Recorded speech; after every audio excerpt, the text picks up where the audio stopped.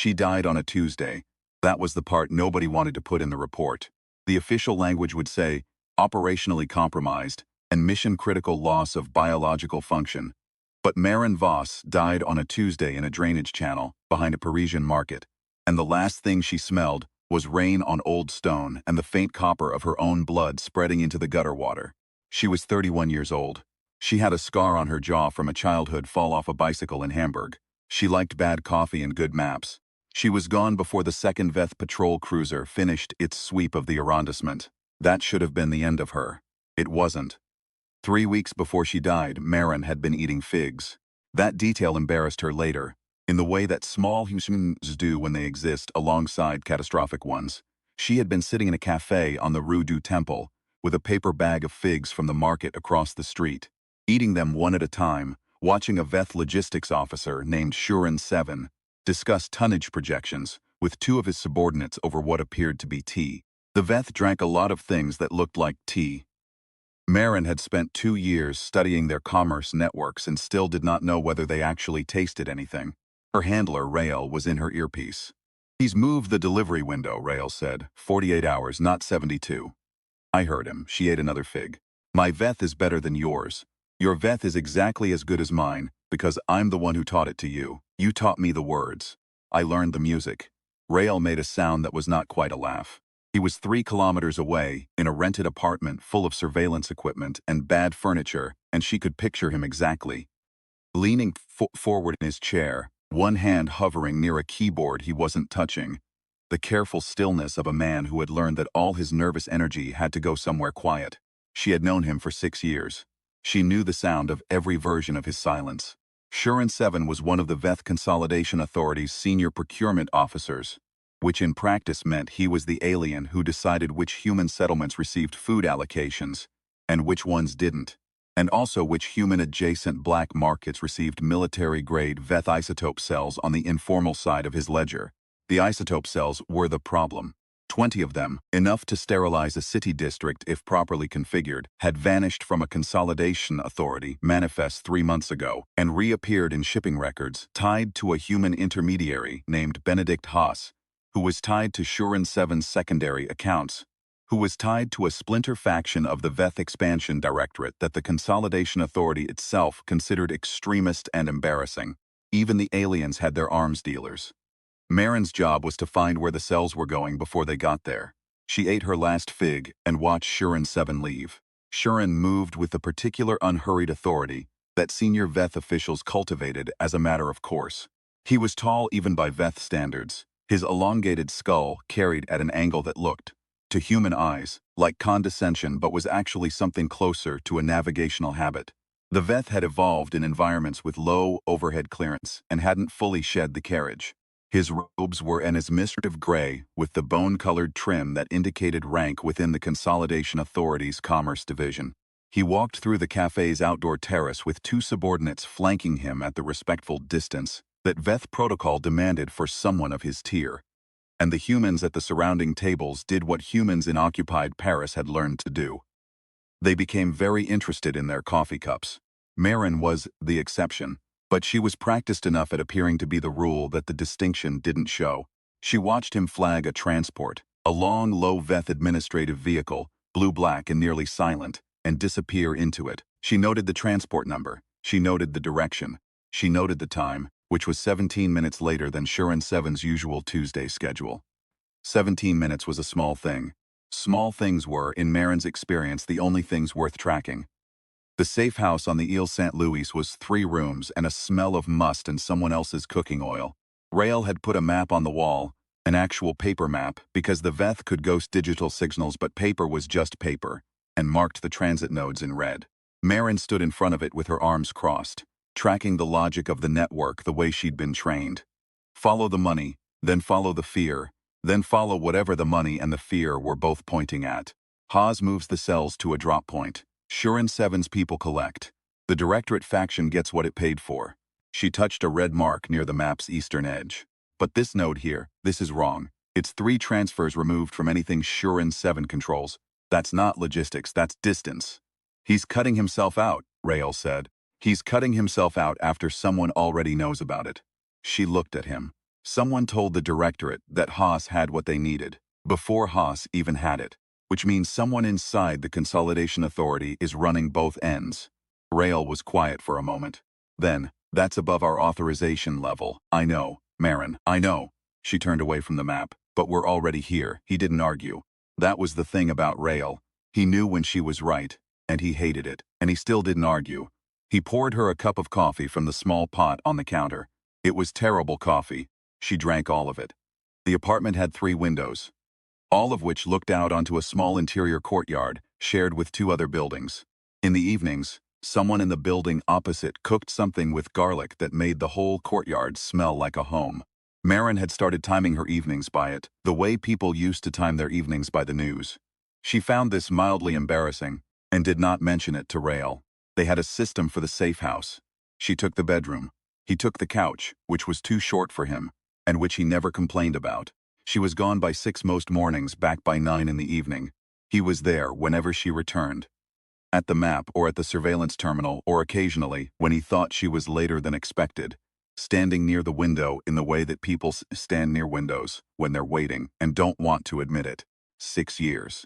She had known him for 6 years, through 4 postings and 2 restructurings and the consolidation, and the 3 months after the consolidation when everything reorganized itself around the new reality, which was that Earth was occupied now, and the question was no longer whether that was true but what you were going to do about it. Rael had answered that question the same way Marin had, which was how they'd ended up together, professionally speaking. The other kind of together was something that existed in the specific gap between what they said to each other and what they meant, and neither of them had ever named it, which felt like the right decision on days that went well and an expensive one on days that didn't. This was going to be one of the expensive ones. She knew it the way she knew weather. Not prediction, exactly, but a reading of conditions, an understanding of what this particular accumulation of pressure was building toward. She stood at the map for a long time after Rael went to sleep and looked at the red mark near the eastern edge and thought about what it meant. She was found out on a Wednesday, died on the Tuesday that followed. In between, there were 4 days of the most careful performance of her career. Smiling at Shurin 7's interpreter, accepting invitations to dinners she barely tasted, feeding Rael coordinates and schedules through the earpiece, while she laughed at things that weren't funny. The Veth were not stupid. They were, in fact, significantly more intelligent than most humans gave them credit for, which was itself a mistake. Most humans didn't survive making twice. But they had a particular blind spot. They found human social behavior genuinely baffling, and that bafflement worked in Marin's favor. Because when she was performing warmth and interest and mild professional admiration, they couldn't tell it was a performance. They had no frame for it. She'd thought about this a great deal. Why this species with sensory organs significantly more sophisticated than human ones, with analytical processing that could model 17 variables simultaneously, where human cognition has managed roughly 3, with a social organization refined over thousands of years. Why were they so comprehensively blindsided by human emotional performance? The answer she'd arrived at after 2 years of observation was that the Veth were bad at reading behavior they genuinely couldn't produce. They couldn't perform warmth without status signaling. They couldn't perform interest without establishing hierarchy first. Friendship as humans practiced it, the effortless mutual flowering of defenses, the willingness to be vulnerable, the small daily maintenance of someone else's inner life, was not something the Veth had vocabulary for. It wasn't in their behavioral repertoire, and so they couldn't detect it as performance, because they'd never successfully produced it themselves. This was both useful, and Marin thought, fairly sad. She ate dinners she didn't taste and smiled and filed it away. On the 5th day, someone in the network who was not Shurin 7 made a different calculation.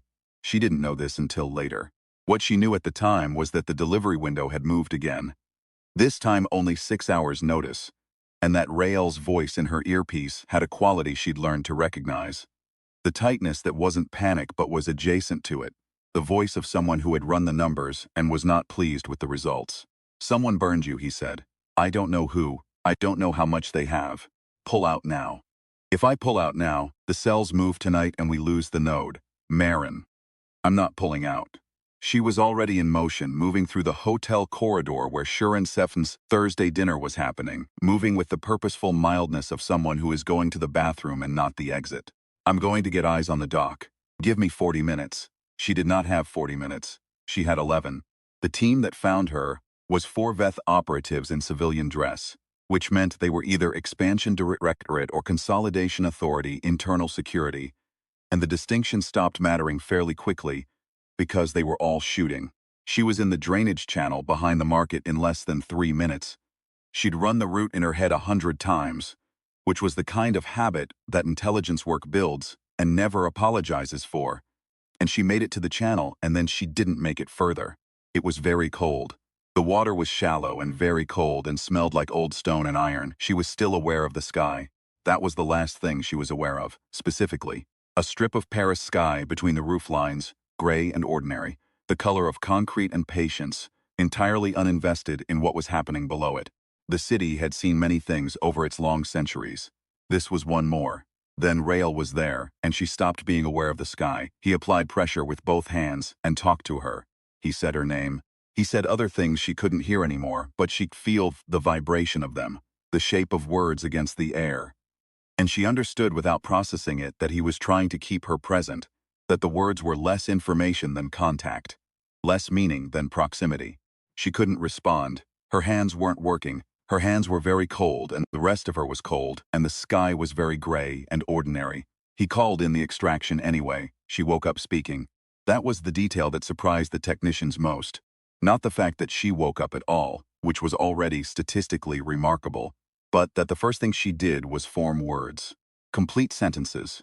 In 3 languages, all at once, which suggested the linguistic centers of her brain were not only intact but had been running some kind of idle process during the reconstruction. What she said in order, her own name, a phrase in Veth that translated approximately to, "The signal is still active," and then in German, something about a bicycle. Stopped talking and looked at the ceiling and did not speak again for 11 days. The facility was underground, somewhere in what used to be the 14th arrondissement. It had the feel of a place that had been repurposed several times. Originally something municipal, probably, then a Veth administrative annex, then quietly acquired by the Human Intelligence Network that had no official name and a budget that existed as a rounding error in 17 different institutional accounts. The corridors were low and poured concrete, lit by strips of warm LEDs that someone had installed in an attempt to make it feel less like a bunker, which had not entirely worked. The air recyclers hummed at a frequency that was just below the threshold of conscious annoyance, but it was always present, like a conversation happening in the next room that you couldn't quite make out. Lucas, the project's lead engineer, had worked in it for 4 years and still found it slightly sinister, which he considered a reasonable response to a building that smelled like concrete and kept secrets. He stood outside the observation window and watched her, and tried to feel something other than professionally satisfied, which was what he usually felt when a long-term project achieved its primary objectives. The primary objective here had been, keep Maren Voss alive. Secondary objectives included the reconstruction of her motor systems, her sensory network integration, the replacement of the 4 major skeletal structures that had been unsalvageable, and the installation of the augmentation suite that had been theoretically ready for 2 years and never had a willing subject. She had not been a willing subject. She had been a dying one, which was different. He didn't think about the difference too often. The augmentation suite had been his work, specifically his. 14 months of design and revision, and failed prototypes and 2 iterations that worked perfectly in simulation and catastrophically in practice. And then finally, a version that did what it was supposed to do. He was proud of it in the way that engineers are proud of things. Factually, precisely, with full awareness of what it had cost and what it was for, and no particular sentimentality about either. It was a remarkable thing. It would allow the person who carried it to do remarkable things. These facts were emotionally neutral to him, which was how he had always processed his work, and it was only now, watching Maren Voss lie in the recovery room, with the augmented arm resting on the white sheet, and her face turned toward the ceiling, that he noticed the emotional neutrality, requiring slightly more maintenance than usual. Rael was in the room when she finally spoke again. He'd been there most of the 11 days, going home only when Lucas made him and coming back within the hour. The 2 facility nurses had stopped commenting on his presence.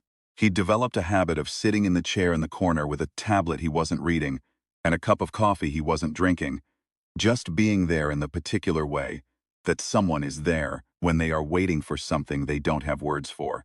She turned her head and looked at him. "You should have let me go," she said. Her voice was the same. That had been one of his fears, that something about the reconstruction would shift it, make it wrong somehow, and she would sound like a version of herself that didn't match the original. But she sounded exactly like Marin. The same slight roughness, the same Hamburg flatness underneath the acquired French. "Probably," he said. "I'm serious. I know you are." She looked at the ceiling. "I can't feel my right hand. You can. You're just not recognizing the signal yet. It's coming from a different source than before." He paused. "Lucas says it takes about a week." Lucas. She said it like she was tasting something unfamiliar. "He did this. I asked him to." Silence, then "Show me." He hesitated. "Rail, show me." He pulled the curtain that Lucas had asked him to keep closed. The room's light came in differently now, catching the articulation points along her right arm and the brace work at her shoulder. The optical modifications that made her left eye fractionally brighter than the right one. The slight geometric precision of the skeletal structure at her collarbone that no normal human architecture contained. She looked at herself for a long time. He watched her face. He'd seen Marin Voss in operations before, in the field when things went wrong, in the specific kind of danger that strips away everything except what a person fundamentally is. He knew how she held herself when she was processing something difficult. He knew the small tightening around her eyes that meant she was deciding something. She held herself very still and looked at what had been done to her, and what it cost her she didn't show him. "The cells," she said finally. "Where are they, Marin? The isotope cells. Where are they now?" He told her. She nodded once. It's the way she'd always nodded when she'd already worked out the next step, and was just confirming the information matched what she'd projected. "Give me a week," she said. The week was actually 10 days, and what she did with them was not what Rael had expected, which was struggle. She didn't struggle. She approached the augmented body with the same methodical patience she applied to everything she didn't yet understand. She tested, noted, adjusted, tested again. She ran the facility's corridor at 3 in the morning when she couldn't sleep, which was often because the sleep architecture had changed, and she woke at odd hours, with the sensation of processing too much information at once. Like every sensory input from the building was reaching her simultaneously, and her brain was still learning which signals to prioritize. The audio processing was the strangest. She could hear the facility in ways she hadn't before. The water moving in the pipes 2 floors above, the specific harmonic of Lucas's equipment in the engineering room, the way one of the nurses had a slightly different pattern to her footsteps that Marin had catalogued as a healed left ankle injury, mid-severity, maybe 18 months old. She could hear all of this, and it could not be made to stop, and she was learning, slowly, with the methodical patience she brought to everything, to put it in a different layer of awareness. The way you stop consciously hearing a city once you've lived in it long enough. The Veth had extraordinary sensory systems. She was beginning to understand why. Lucas watched her with the expression of someone whose creation has exceeded its specifications, and is not sure whether to be proud or alarmed. He talked to her a great deal about the technical dimensions of what had been done. The integration protocols, the signal pathways, the range of the optical enhancement, the load capacity of the reconstructed skeletal structure. She listened to all of it. She asked precise questions. She thanked him with the courteous professionalism of someone who intends to use the information and not the relationship. "She doesn't like me," Lucas told Rael. "She doesn't trust you," Rael said. "It's different, is it? She'll trust you when she has reason to." Lucas seemed unsatisfied with this. He was the kind of person who needed things to be comprehensible in their human dimensions, as well as their technical ones.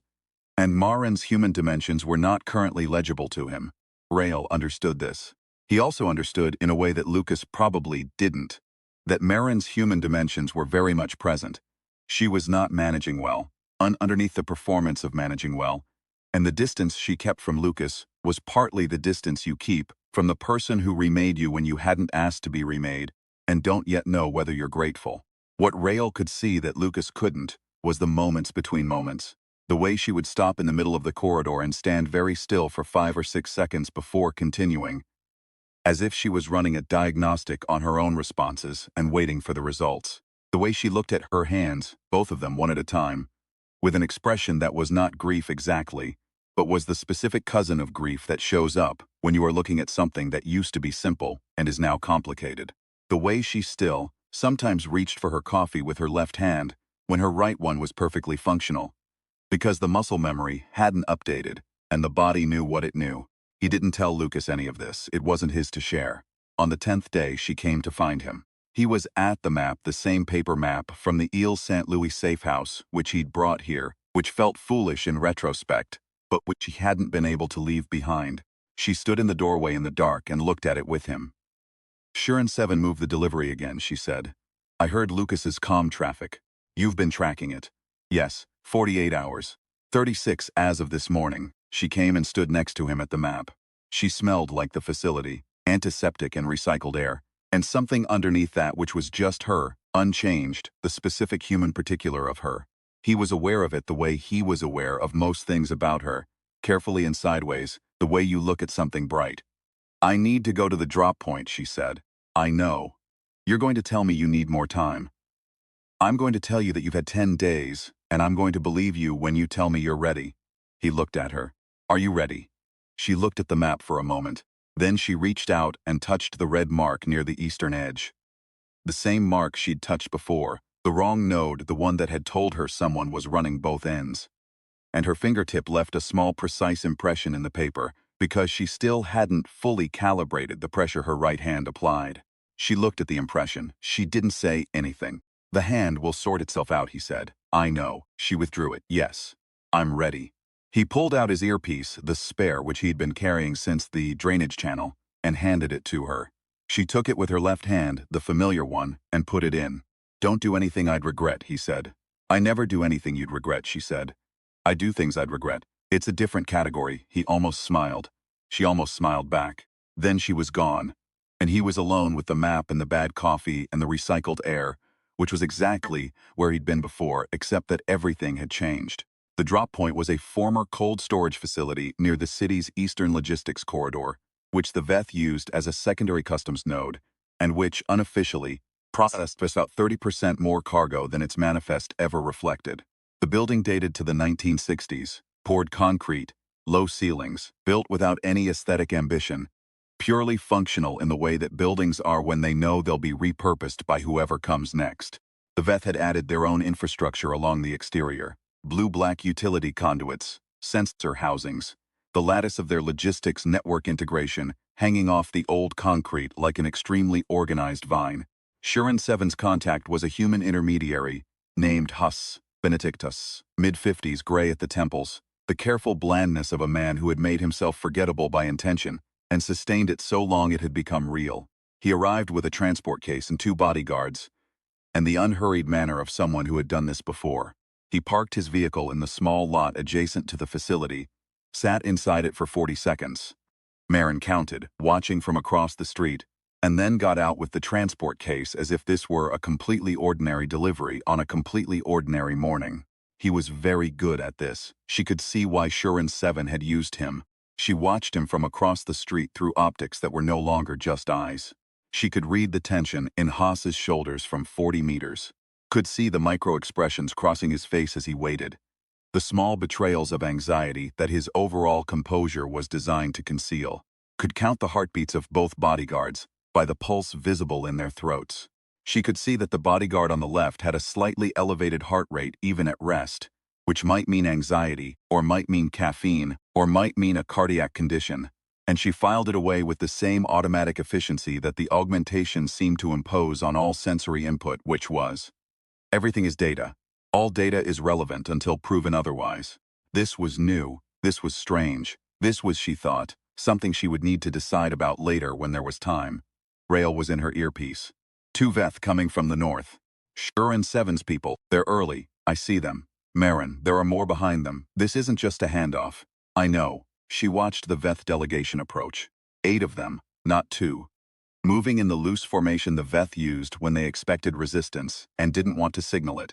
Evenly spaced, sight lines maintained, the kind of movement you develop when you've fought things that were hard to kill.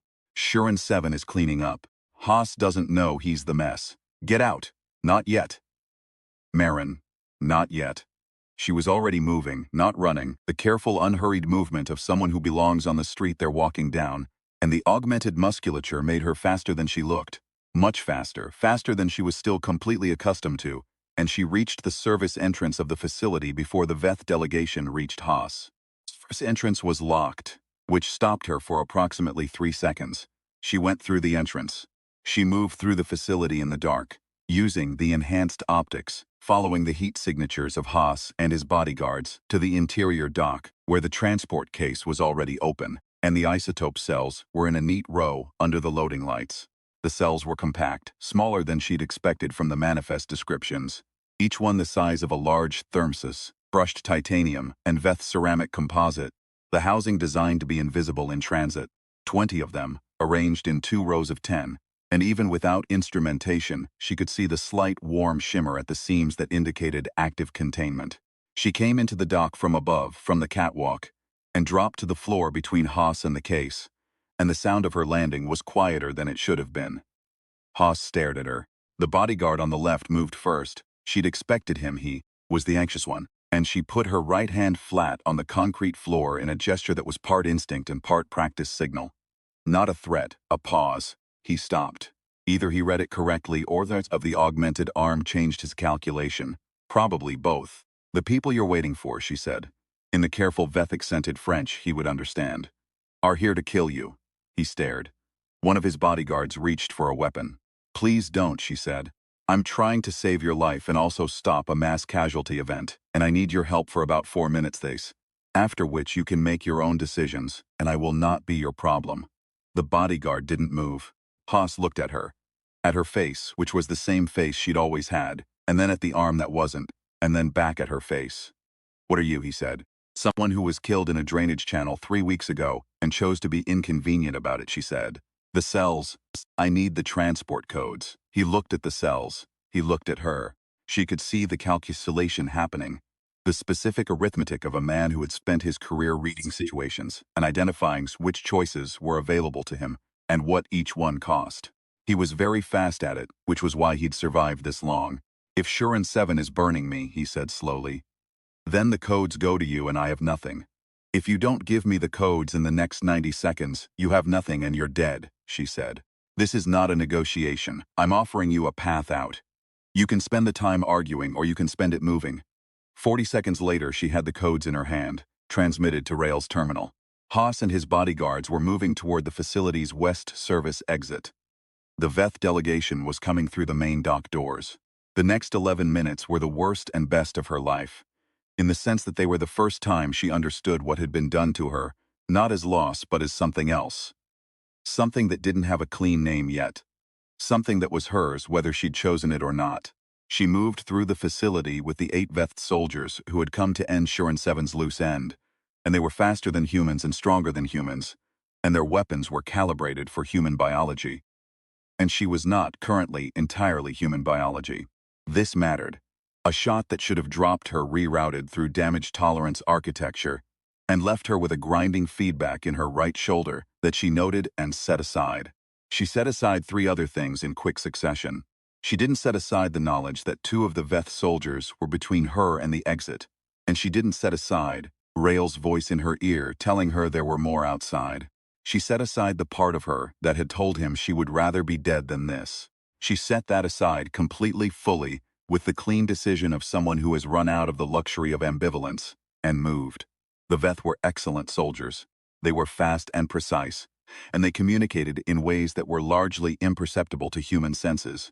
Subvocal frequencies, thermal shifts, the micro-coordinations of a species that had been fighting things larger than itself for a very long time.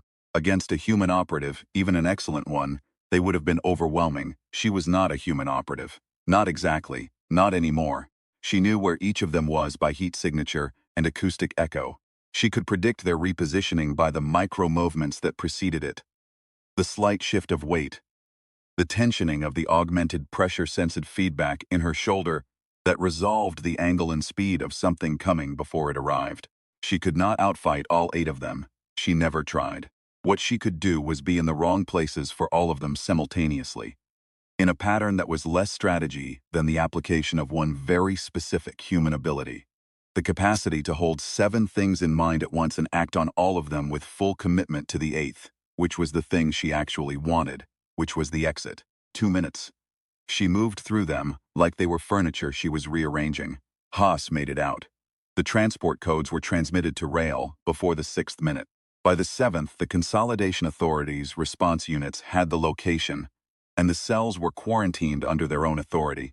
Which was the point, which was what she'd been building toward, because Shirin 7's operation was only useful to disrupt. If the disruption came from inside the Veth's own institutional structure, if it was a Veth problem that required a Veth solution, if the Consolidation Authority itself had to acknowledge that its own expansion directorate was running weapons through human intermediaries in former European capitals, the Veth were not, as noted, stupid. They understood the significance of documentation. By the 9th minute she was on the roof. By the 11th she was sitting on a fire escape 3 streets away with Rail beside her, and the sounds of the Consolidation Authority's response units echoing off the old city stones. She looked at her right hand. She closed it and opened it. The pressure calibration was still off. She'd put a dent in a door that she'd only meant to push open, and cracked a section of wall she'd used for support, and broken something in the stairwell railing that had felt like touching it gently and clearly wasn't. "It'll sort itself out," Rail said. He was breathing harder than she was. He was bleeding from a cut above his eye from the facility's exterior, where he'd run interference on 2 soldiers she couldn't reach from inside. "You said that before. I'll keep saying it until it's true." He was looking at the cut on his hand with the expression of someone performing an assessment they don't especially want to perform. "Lucas is going to want a full debrief. Lucas is going to want to run 17 tests. That too." She looked out over the roof lines. Paris was old and gray and entirely indifferent to what had just happened beneath it, which she found strangely comforting. The city had been here for longer than the Veth occupation. It would be here afterward. There was something in that. Not hope, exactly, but the structural cousin of hope, the understanding that the present bad thing was one thing in a long sequence, and the sequence was not finished. A pigeon landed on the railing near her right hand and regarded her with the blank evaluative stare that pigeons have, which communicates nothing except that they are present and finding the situation acceptable. She looked at it. It looked at the augmented hand. Then it left, as if having completed a brief inspection. "I thought about what you said," she told him. "That you wanted to save me. I know you did. You should have asked. You were dying in a drainage channel. There wasn't a lot of room for consent protocols. I know." She was quiet for a moment.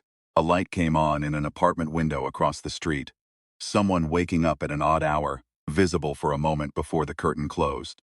The particular intimacy of a stranger's light in the pre-dawn dark. "I'm not saying you were wrong." She paused. "I'm saying next time you should ask." He looked at her. "There won't be a next time."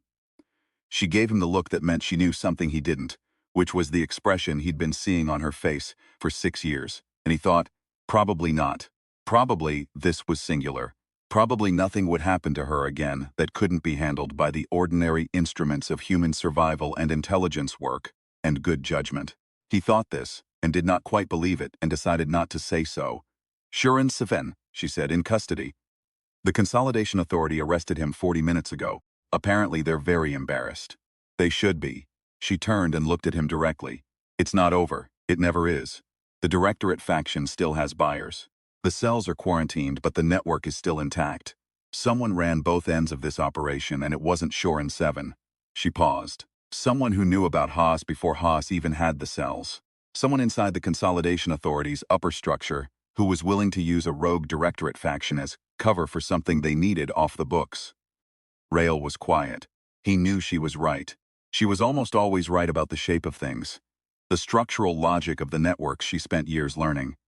And this network had the feel of something that went deeper than one embarrassed procurement officer and one careful human intermediary. It had the feel of something that was still running, somewhere above the part of it she'd just broken. "One thing at a time," he said. She accepted this. She looked back out over the city. In the street below, an early delivery vehicle, one of the Veth-manufactured logistics transports that now did most of the city's commercial freight, hummed past, its running lights pale blue in the pre-dawn gray. She watched it.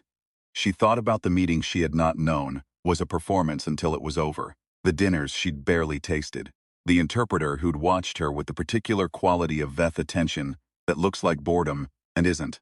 She had read it as professional assessment, sizing up the human operative, cataloging what she knew. Now she wondered if it had been something else. If it had been recognition. "The interpreter," she said. Rael looked at her. Shurin Seven's interpreter, she wasn't just translating. She was the node. Marin turned it over in her mind, the shape of it resolving like a photograph developing. Slow, then all at once. She's the one who told the directorate about Haas. She's into the Consolidation Authority's communication structure, which means she has access to manifests, personnel records, directorate correspondence. She doesn't just work for Shurin 7. She works for whoever is running both ends. That's a significant claim. It's the sheep of the network. She reached out and put her hand flat on her own knee, the right hand, the one she was still learning, and felt the weight of it as information. The pressure read out that now came standard with sensation. She was at every dinner. She was there when I mentioned the Eastern drop point, in what I thought was a private conversation with Shurin 7's logistics chief. She paused. She was why I ended up in the drainage channel. Rael was very still. We have her name, Marin said. We have her access level. We have documentation from tonight that ties the cells to Shurin 7's network, which ties to her communication records. She looked at him. This isn't over, but it's the beginning of over. He was quiet for a long moment. One thing at a time, he said again, but his voice had changed, the way it changed when he was doing this arithmetic she was doing and arriving at the same answer. First thing, you need a full medical review. I need figs. He stopped, looked at her. The market on the Rue du Temple opens at 6, she said. I want to go. He opened his mouth to say something about medical reviews and Lucas's 17 tests and the operational debrief that was going to take most of the morning. Rael, she said, quietly. I've been underground for 10 days. I want to sit in a cafe and eat figs and watch the city wake up. I will do all of the other things. Just let me do this one first. He looked at her for a moment. The cut above his eye had stopped bleeding. The sky was shifting, barely, from black to the particular shade of dark blue that precedes gray.